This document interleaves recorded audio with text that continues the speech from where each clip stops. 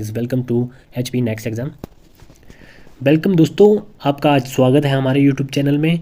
तो चलिए देखते हैं, सबसे पहले हम कौन से टॉपिक आज पढ़ेंगे। आज का हमारा टॉपिक है education commission and committee in India. तो हमारे देश में जो एजुकेशन कमीशन है और कमेटी, उसमें उन्होंने क्या क्या रिकमेंडेशन दी है, तो चलिए हम देखते हैं उनको, उनके बारे में अच्छे से पढ़ेंगे। ठीक है, तो सबसे पहले हमारे पास क्या क्या मेंशन किया है, तो उनको हम एक एक स्टेप टू स्टेप पढ़ेंगे। ठीक है, और रही बात कुछ छूट भी जाए तो उनको हम नेक्स्ट क्लास में करेंगे। ठीक है, तो सबसे पहले हमारे पास दिया गया है हंटर कमीशन। तो हंटर कमीशन है क्या और ये कब आया है, और ये आया है 1882, मतलब 1882।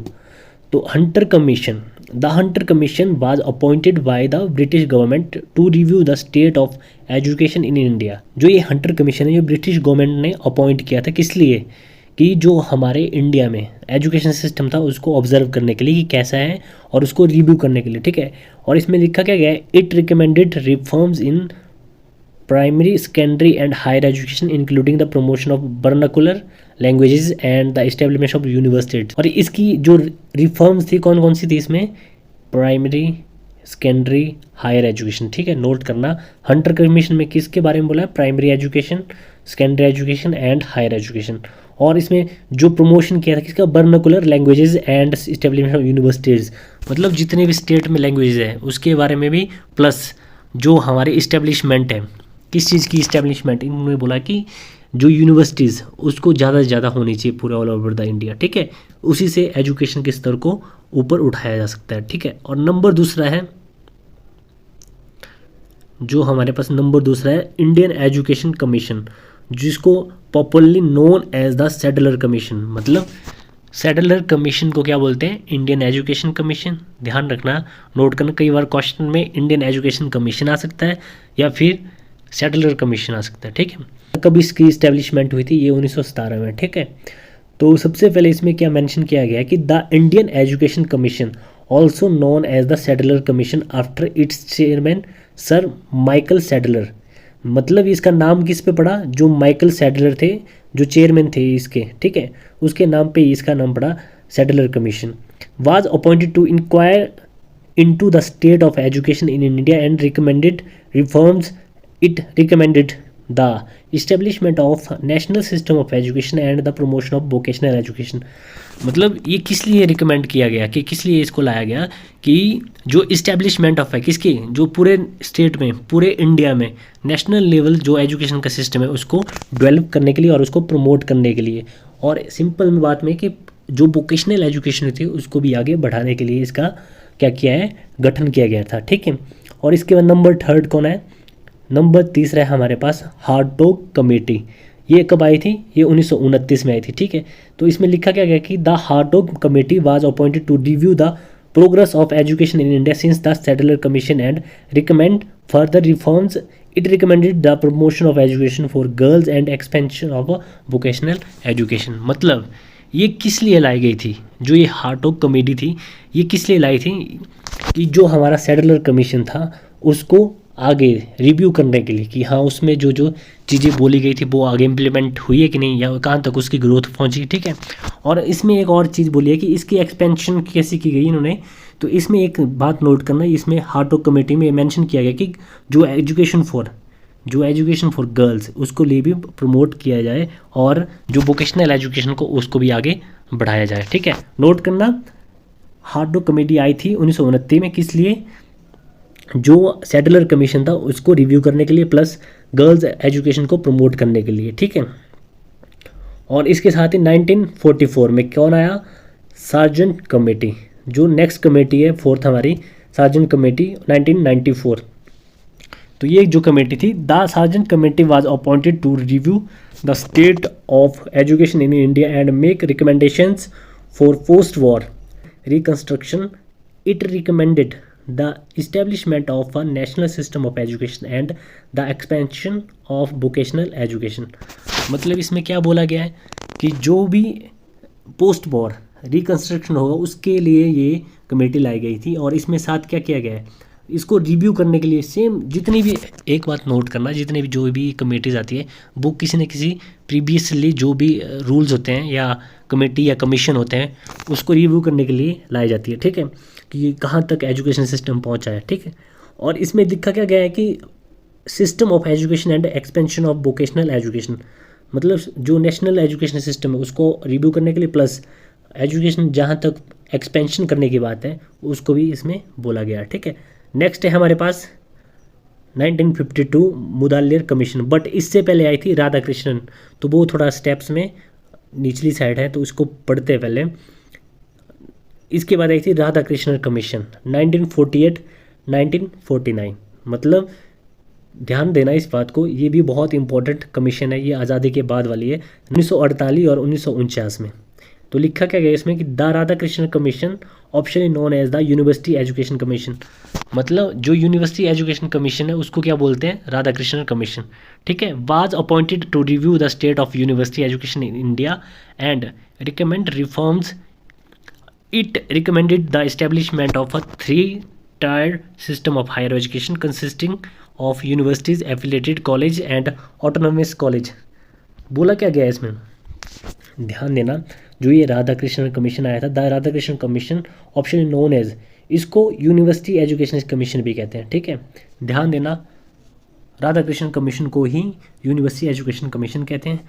और ये किस लिए अपॉइंट किया गया था, रिव्यू, सेम जो पूरे स्टेट यूनिवर्सिटी है उनको रिव्यू करने के लिए कि उसमें एजुकेशन सिस्टम क्या है ऑल ओवर द इंडिया, और उसमें जो जो भी आगे इस्टेब्लिशमेंट करनी है या कुछ भी है उसके लिए इसको लाया गया था। और इसमें क्या बोला, 3-tier सिस्टम हायर एजुकेशन का consisting of universities, affiliated college and autonomous college, मतलब हायर एजुकेशन को प्रमोट करने के लिए, प्लस जो यूनिवर्सिटी है उसको कंसिस्ट करने के लिए, प्लस एफिलिएटेड कॉलेज उनको कंसिस्ट करने के लिए, एंड ऑटोनोमस कॉलेज।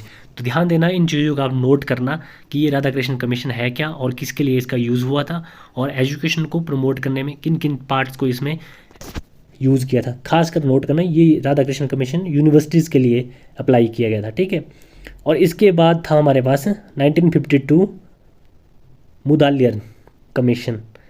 तो ध्यान देना, जो हमारा अगला कमीशन था 1952 Mudaliar commission, the Mudaliar commission officially known as the university education commission was appointed to review the state university education in India, recommended reforms. It recommended the establishment of a 3-tier system of higher education consisting of university, affiliated college and autonomous college। तो ये भी जो Mudaliar commission था ये भी same जो हमारे education system में अप्लाई किया गया था, तो ध्यान देना ये भी सेम यूनिवर्सिटी लेवल को ही प्रमोट कर रहा है। ध्यान देना, मुदालियर कमीशन 1952 सेम डिटो। और इसके बाद है कोठारी कमीशन, हमेशा याद रखना जो सबसे मोस्ट इम्पॉर्टेंट कमीशन है वो कोठारी है। The Kothari commission officially known as the education commission was appointed to review the state of education in India and recommend reforms. It recommended the establish of national system education to the promotion of vocational education and expansion of higher education. तो Kothari education system, तो जो optionally known as the education commission, हमेशा याद रखना Kothari commission को ही education commission कहते हैं। और इन्होंने एजुकेशन को प्रमोट करने के लिए बहुत सी रिकमेंडेशन दी थी। इसमें जैसे जो न्यू एजुकेशन पॉलिसी है, इसमें जो न्यू एजुकेशन पॉलिसी है सबसे पहले 1968 एंड उसके बाद 1986। तो उन्होंने क्या ड्रॉ किया, जो सबसे पहले जो भी रिकमेंडेशन कोठारी कमीशन ने दी थी, जो भी इन्होंने अपने रखे थे आगे कि ये रूल्स अप्लाई होने चाहिए, तो उसकी रिकमेंडेशन सबसे पहले कोठारी कमीशन ने दी और बाद में वो इम्प्लीमेंट का हुई। जो एजुकेशन पॉलिसी ऑफ इंडिया है 1986 उसमें वो इम्प्लीमेंट की गई थी, ठीक है। और इसका भी सेम मोटो है, एक्सपेंशन ऑफ जो भी नेशनल लेवल एजुकेशन सिस्टम उसको सुधार करना और प्रमोशन करना एजुकेशन को, और उसको हायर लेवल में प्रमोट करना। नंबर 8 है national policy on education NPE committee. तो 1986 को आया था हमारे national policy on education. National policy on the education committee was appointed to the review on the state education in India and recommend reforms and recommended the establishment of national education system, the promotion of vocational education and expansion of higher education. Simple सी बात है, education policy आपको पता ही है कि उसमें सारी चीज़ें मेंशन की होगी कि कौन कौन से पैटर्न फॉलो करेंगे। 10+2 वाला पैटर्न है ना, वो इसमें इम्प्लीमेंट हो गया था उस टाइम के बाद, और नए रूल्स अप्लाई हो गए थे एजुकेशन में। तो एजुकेशन को एक बोलते हैं ना कि जिसको पॉजिटिव वे में ले जाने के लिए इसमें नई नई पॉलिसीज एंड रूल्स बने थे, ठीक है। तो इसके बाद मैं एक और काम करूँगा कि जो जितने भी ये टॉपिक है इनकी पूरी डिटेल एक टॉपिक को पूरी क्लास में समझाऊंगा। जैसे नेशनल एजुकेशन पॉलिसी के ऊपर पूरी बात बताऊंगा, जैसे कमेटीज़ के ऊपर है उनके ऊपर पूरी पूरी डिटेल एक एक छोटे छोटे 10-10 15-15 मिनट के टॉपिक्स शेयर करूँगा, ठीक है। तो उसमें आपको और क्लियर हो जाएगा कि क्या क्या चीज़ें। फिलहाल तो इनका एक पूरा ऑब्जर्वेशन है जिसमें आप एक बार गो थ्रू हो सकते हैं कि हाँ ये चीज़ें हैं। अगला है यशपाल कमेटी। तो यशपाल कमेटी कब आई थी? 2009। The Yashpal committee, optionally known as the committee to advise to renovation and rejuvenation of higher education, was appointed to the review the state of higher education in India and recommended reforms. It recommended the establishment of a national system of education, the promotion of vocational education and expansion of higher education. Simple सी बात है, इसमें क्या बोली गई है कि जो हायर एजुकेशन को प्रमोट करना है, वोकेशनल एजुकेशन को प्रमोट करना है, और जो स्टेट लेवल पे, इंडिया लेवल पे एजुकेशन का क्या क्या हाल है या क्या मतलब प्रोग्रेस रही उसमें, उसको इसमें क्या बोला गया है कि उसको कैसे इम्प्लीमेंट करना है और उसका रिव्यू करना है ना। ये जितने भी ये सिस्टम है या कमेटीज़ है, कमीशन है, वो किसके लिए? एजुकेशन को प्रमोट करने के लिए, शिक्षा का स्तर सुधारने के लिए, और उनमें जो कमियां दिखेगी इनको तो अगले जैसे भी कोई कमीशन आएगा तो उसमें इसको मॉडिफाई किया जाएगा। तो गाइज़ ये थी एजुकेशन कमीशन एंड कमेटी, और भी बहुत रही इनमें, अभी उनको भी मैं लाऊंगा। बट फिलहाल मैं ये सोच रहा हूँ कि जैसे ये कमेटीज़ हैं या कमीशन, इनको एक प्रॉपरली डिटेल में क्या क्या हर चीज़ें अप्लाई होती है वो सारी आपको बताऊं। एक आइडिया रहेगा आपको कि कैसे करके पेपर में आ रहे हैं टॉपिक्स, और उनमें से ही कुछ ना कुछ टॉपिक आपको पेपर में मिल जाएंगे। जैसे आपका HP B.Ed हो या फिर आपका नेट एग्ज़ाम हो या फिर सेट एग्ज़ाम हो, उनमें ये सारे क्वेश्चन आपको मिल जाएंगे, ठीक है। और देखिए इसमें जो अभी मैंने पढ़ाया आपको, वो सारी चीज़ें इसमें मेंशन की गई है कि एजुकेशन कमीशन, ईयर और फॉर्मेशन, वो सारी चीज़ें इसमें आपने देख लेना, ठीक है। वो सारी चीज़ें इसमें आपने देख लेना कि एजुकेशन कमीशन और उसकी ईयर कब है।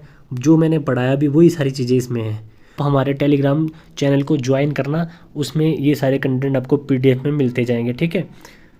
तो गाइज़ तब तक के लिए धन्यवाद। और वीडियो को, अगर वीडियो अच्छी लगी हो तो वीडियो को ज़्यादा से ज़्यादा शेयर करें और चैनल को सब्सक्राइब करें, और ऐसी वीडियो मैं आपको आगे लाता रहूँगा। और इससे चाहे HP B.Ed हो, नेट हो, सेट हो, उससे रिगार्डिंग कोई ना कोई टॉपिक आपको इस चैनल पे मिलते रहेंगे। दोस्तों तब तक के लिए धन्यवाद आपका, और वीडियो को ज़्यादा से ज़्यादा शेयर करें, लाइक करें, कमेंट करें और चैनल को सब्सक्राइब करें। धन्यवाद, थैंक यू सो मच।